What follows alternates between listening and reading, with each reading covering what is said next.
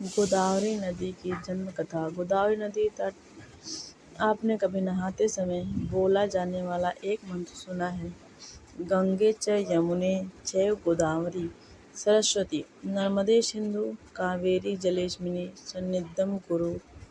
इस श्लोक का अर्थ है, हे गंगा, यमुना, गोदावरी, सरस्वती, नर्मदा, सिंधु, कावेरी नदियों, मेरे स्नान के इस जल में आप सभी पधारिए और मुझे पवित्र कीजिए। यह श्लोक आपने दादा दादी अथवा नाना नानी को कहते सुना होगा। यह सभी नदियाँ हमारे लिए पवित्र हैं। आज हम इनमें से एक वंदनीय गोदावरी नदी की कहानी सुनेंगे।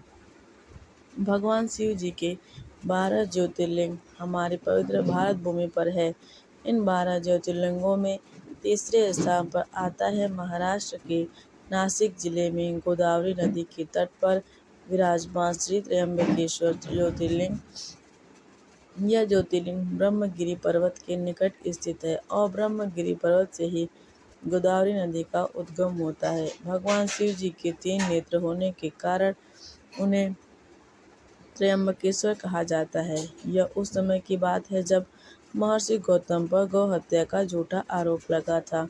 इस आरोप के कारण महर्षि गौतम ने दूर एक वन में जाकर भगवान शिव जी की आराधना करने आरंभ की। महर्षि गौतम का निश्चय इतना दृढ़ था कि उन्होंने धूप, गर्मी, ठंड, बारिश एवं जंगली जीवों का भय न रखते हुए अपनी तपस्या जारी रखी। उन्होंने बड़ा कठोर तप किया। उनकी भक्ति और कठोर तपस्या के कारण वन का वह भाग जिसे उन्होंने अपनी तपोभूमि बनाया था, वहाँ दिव्य तेज उत्पन्न हो गया। उनकी भक्ति से प्रसन्न होकर भगवान शिव जी ने उन्हें दर्शन दिए और मनोवांछित वर मांगने को कहा।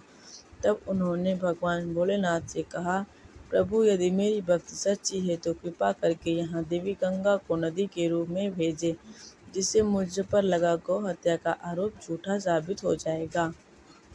तब भगवान शिव जी ने कहा, हे ऋषि गौतम, देवी गंगा पहले से ही धरती पर विराजमान है और उन्हें वहाँ से यहाँ स्थानांतरित नहीं किया जा सकता, परंतु देवी गंगा के स्थान पर देवी गोदावरी यहाँ नदी के रूप में स्वयं विराजमान रहेंगी और उनकी उत्पत्ति ब्रह्मगिरि पर्वत से होगी। भगवान शिव जी के इतना बोलते ही ब्रह्मगिरि पर्वत से जल की अविरल धारा बहने लगी। वहाँ देवी गोदावरी नदी प्रकट होकर उनके शीतल और पवित्र जल की नदी का रूप ले लिया। परंतु महर्षि गौतम तो वहाँ गंगा को लाना चाहते थे। गंगा नदी के स्थान पर वहाँ गोदावरी नदी के आने से उन पर लगा झूठा आरोप तो मिट गया, परंतु उनके मन की संतुष्टि नहीं हुई। देवी गोदावरी को गौतम ऋषि की मन की स्थिति समझ में आई। उन्होंने भगवान शिव जी से प्रार्थना की, हे शिव जी, आप यहाँ ज्योतिर्लिंग के रूप में विराजमान हो जाएं। भगवान शिव जी ने देवी गोदावरी की यह बात सहर्ष स्वीकार कर ली और कहा कि आज से यह ज्योतिर्लिंग त्र्यंबकेश्वर के नाम से जाना जाएगा। जो भी मनुष्य सच्चे मन और उचित भावना से गोदावरी नदी में स्नान करने के बाद इस ज्योतिर्लिंग के दर्शन करेगा, उसकी सभी इच्छाएं पूरी हो जाएंगी। इसलिए गोदावरी नदी माँ गंगा के समान पवित्र है। ऋषि गौतम से संबंध जुड़ जाने के कारण गोदावरी नदी को गौतमी के नाम से भी जाना जाता है। इस नदी में स्नान करने से सारे पाप धुल जाते हैं, इसलिए इसको वृद्ध गंगा और प्राचीन गंगा के नाम से भी जाना जाता है। गोदावरी नदी भारत के 4 राज्य महाराष्ट्र, तेलंगाना, छत्तीसगढ़ और आंध्र प्रदेश में बहती है।